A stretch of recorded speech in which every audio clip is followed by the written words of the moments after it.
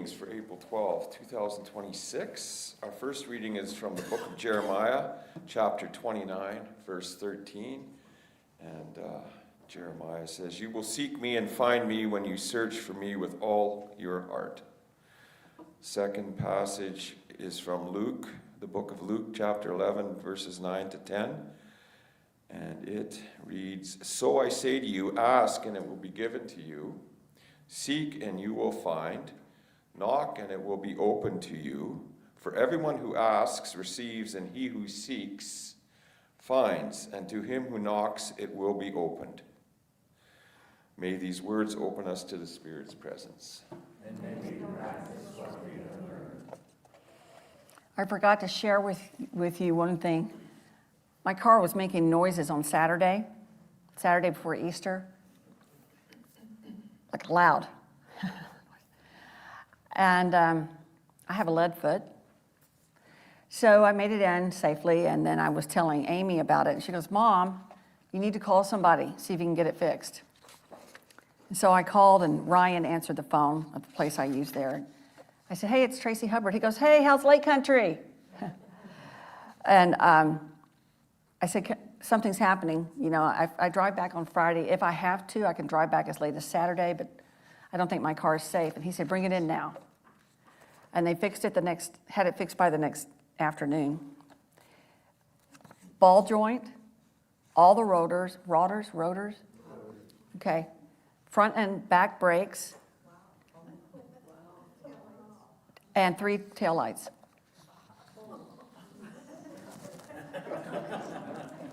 And he said, "I believe in miracles because you're standing here, you know." Yeah, he did. Have you got a second mortgage yet? No, but I did think my will's sitting on my desk and I need to finish it. One Sunday, a minister spoke about looking for signs of life and wonder, wherever you are. After church, a little boy pulled the minister away from the crowd and quietly told him, "My dad is a road worker. I never wanted to believe that my dad was stealing from his job. But when I got home, all the signs were there. That's the truth. I don't even need to wonder about that." So the little boy missed it. He was looking at physical signs that his dad had stolen. He found out his dad was a thief. But the minister was talking about signs that may not be concrete.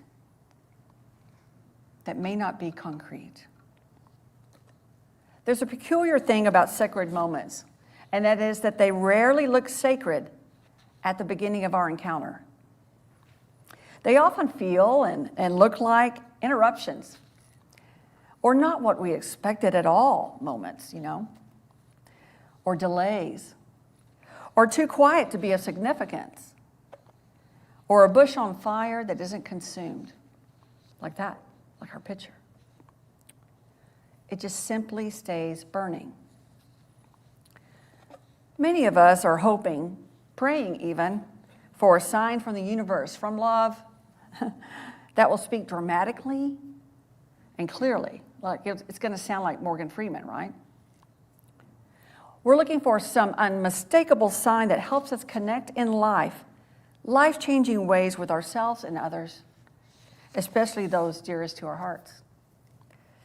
We want to hear the voice of the Spirit saying, what you are looking for, what you need, is right here, right now. But what if the problem isn't that the breath of our being is not being silent? Like we're not hearing those words. It's right here, right now, Traci. What if the breath of our being is not being silent? What if it's that we're walking past moments of burning bushes every day of our lives without recognizing them?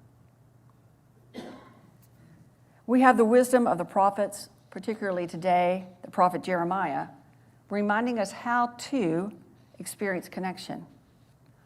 You will seek me and find me when you seek me with your whole heart. Your whole heart. And then we have Luke the physician encouraging us by saying, encouraging us to ask, and it will be given to you. Seek, and you will find. Knock, and the door will be open to you. We've all heard that. But I want us to notice something. The mystery and science of our life force, okay? The mystery and science of our life force is not hiding. The sacred is not hiding. Seldom does holy mystery shout, scream, pound over distractions that we have inside of us, inside our hearts and our minds, and the distractions outside of us. Moses almost missed his burning bush. He wasn't in a temple. He wasn't lost in a prayer. He was in the same old place, as we say in Texas, the same old place, doing the same old ordinary day things that looked and felt like the day before. He was at work, tending sheep. And if he were me, he would have been thinking, is this really my life? I mean, it's got to be something more. Is this really my life? And while the sheep were sleeping or grazing or pooping, he was drawing circles in the dirt with his staff, and then woof, a bush lights up as if it's on fire. The fire, the energy was not consuming the bush, it was talking to him. So, do you remember a time you knew something? You knew something, felt something, were changed by something so beautiful that you couldn't wait to tell that special person? I just can't wait to tell him. And when you finally stood before them, you didn't have to say anything because your countenance and energy spoke your news before you did. Remember someone saying, what's going on with you? Something's different. That happened to me at the Easter sunrise service when it was over. Someone came up to me and said something to me. Moses was having another boring and definitely stinky day, and some energy, some vibration or frequency caught his attention and interrupted the woe is me story he was creating. And he found himself turning aside because he felt it from coming over here. He found himself turning aside to look for and listen to something very different. Something he didn't ask for. Something outside of his scope of understanding. Something he didn't know he needed. I wonder, how many moments appear to us in our day? How many moments appear to you, appear to me in our day, and we miss them because we do not turn aside to look? Maybe we don't investigate because we are creating a woe is me narrative. Or maybe I'm the only one that does that sometimes.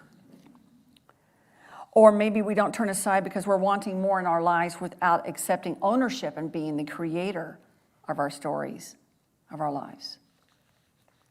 Or maybe we don't turn aside because we allow our emotional, which is very real, or physical, which is very real, pain, to become the writer and director of our lives.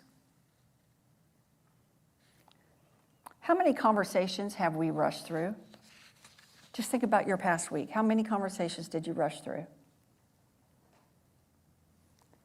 How many times did we half listen to a child or to anyone asking a question or sharing something important to them? How many times did a quiet nudge to pause, to listen, to say something encouraging did we dismiss as, it's just a thought? How many sunsets went by without notice because we were scrolling on our phones?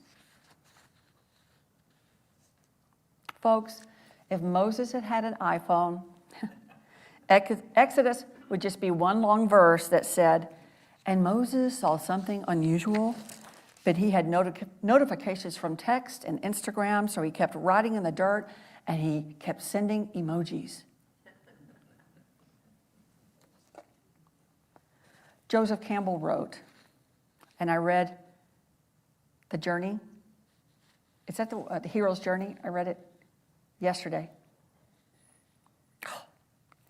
He wrote, "The privilege of a lifetime is being who you are." I want to say that again. The privilege of a lifetime is being who you are.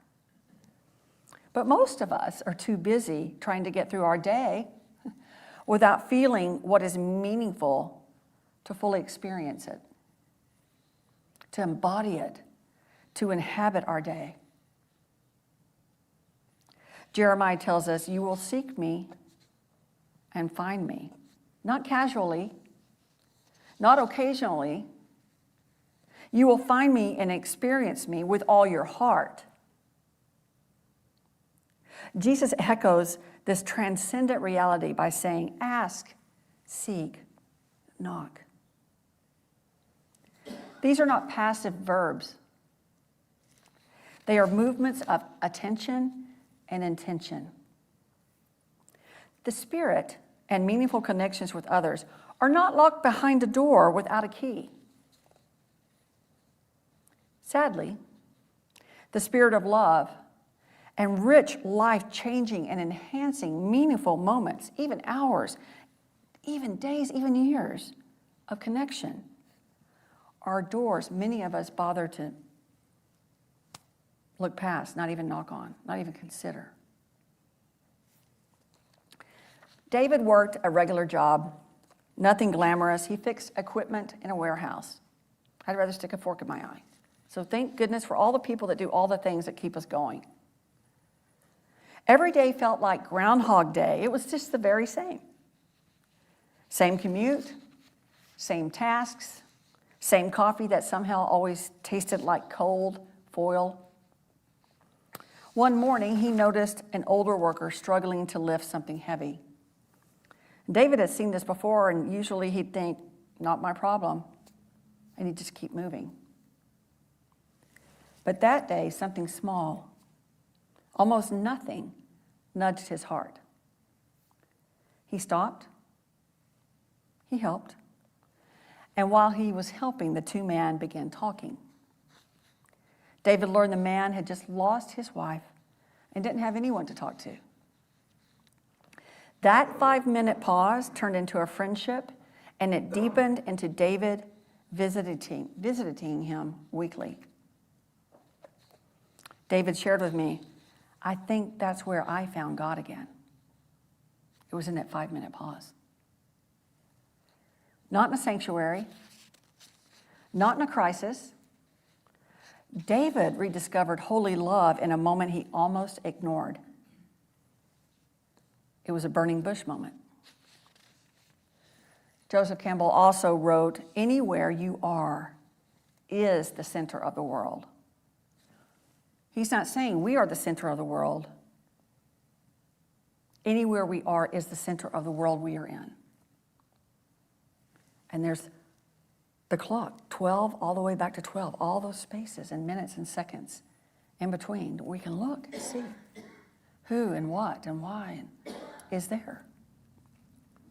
When we are willing to be where our feet are, every moment is a sacred place where eternity burns through with love. Don't you want to recognize that? Because this has been on my heart all week, because of a conversation between Amy and me, Amy and I, Amy and me, it's me. Right? Mm-hmm. People lie, chicken lay. Okay. We have promised each other to encourage one another to be where our feet are. Barbara Brown Taylor says, "Sometimes we miss an altar in the world because we're standing on the X, right where it is." When we are willing to be where our feet are, every moment is a sacred place where eternity burns through with love. And many think or believe that transcendence means escaping life, escaping that moment. We want to transcend. Where is it? Where's that space? But what if transcendence means going deeper into the moment? of where we are. Deeper into the awkward conversation, the unexpected interruption, the vulnerable feeling, the moment you didn't expect, or the thing that doesn't fit how you envisioned your day. Those things, those moments, those feelings are often the doors that are knocking on our hearts. In Luke's gospel, Jesus didn't say, wait for lightning. He said, knock. Roald Dahl, that's not easy for this speech impediment girl to say. You're welcome. If you want to do a standing O, you can. Wrote many children's books, which I love. He died in the last couple of years, I think. Roald Dahl wrote, and above all, watch with glittering eyes the whole world around you, because the greatest secrets are hidden in the most unlikely places. Those who don't believe in magic will never find it. Neither Roald or I are talking about fairy dust and wands, although I do, my family possesses every wand in the Harry Potter series. We have it. Anyway, we do magic. What we are talking about, Roald and I, is sweet and sometimes ordinary holy surprise. The kind that shows up in a regular Tuesday, shows up in inconvenient people, or a small act of kindness, and quiet inner whispers. Friends, the problem isn't that there's no magic. It's that we've trained ourselves to believe, not to expect it. We've become experts at explaining things away. We really have. I mean, here's this little man from Taiwan, and he's so sweet, Ryan, at the desk of Get Wrenched, answering the phone and saying, wow, Traci, bring it in now. And then I walk in, he goes, I believe in miracles after we looked at your car. We become experts at explaining things away, saying things like, it's just coincidence. It's just a coincidence. Or it's just a feeling. Or it's just weird timing. Meanwhile, the Spirit is saying, yes, exactly. That's how I work. We often think transcend means leaving something, even the world, behind. But what if it means seeing the present moment in the world differently? Transcending our perception. Yeah. I mean, bushes are still bushes until they burn with meaning. The moment is still ordinary, but now it carries presence and meaning that's alive. The person in front of us, like ourselves, is still flawed, but now they reflect something divine. Transcendence is not escaping, it is awakening. It is not escaping, it is awakening. So how do we choose to embody each moment in our day?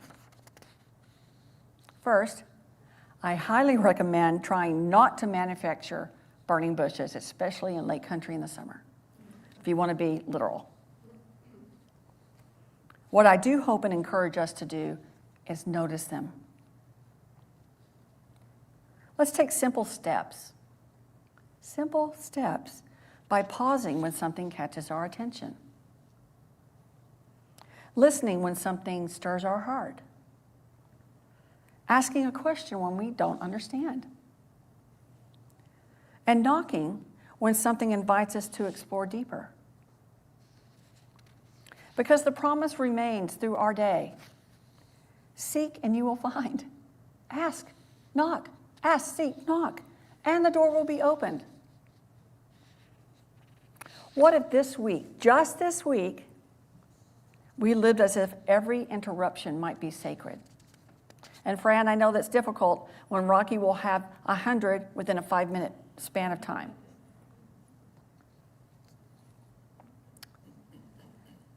Every interruption might be sacred, and every person that crosses our path, even the ones we live with, help us, Jesus, might be a message from the Spirit. And every moment might be a doorway. We might feel a little strange at first, but that's okay. I think Alice, when she fell through the looking glass, felt a little strange, but did she see things differently? Sometimes chasing rabbits leads us to other places that are good. Moses probably looked a little strange standing in front of a bush, staring at it like it just told him a secret. So here's my story. Last week, I experienced and gave myself completely over to a whole lot of sacred ordinary with my family. I spent 3 days with Amy on her couch. We had our blankets, we had tea, and we spent all day, 12 hours on Monday, 12 hours on Tuesday until we went to see Hail Mary, and highly recommend it. You saw it? Oh, we laughed and we cried. Grown men were crying. Crying. It was so sweet. All day Tuesday until we saw the movie, and 10 hours on Wednesday until 6 p.m. when we had family dinner at Sarah's house. On Tuesday evening, when we were sitting in the movie theater, Hail Mary, Amy was on this side, and she reaches her arm inside mine, and she squeezes it. She said, "Mom," and I said, "Yeah." And I turned and looked at her, and she said, what'd she say? "I'm glad you're here." And we both just cried. A few sweet, happy tears went down both of our faces. Monday through Wednesday, all we did was sit on her. We did go for 2 5K walks each day. Otherwise, we sat on the couch. And we answered questions from a game. So I had cards, she had cards, and each card had a question. And then we both had to answer it. Sometimes we answered it laughing, crying, "What do you think?" "I don't know." And it went deeper and deeper and deeper. We shared our hearts. We cried. We laughed. We wondered. We listened. We learned.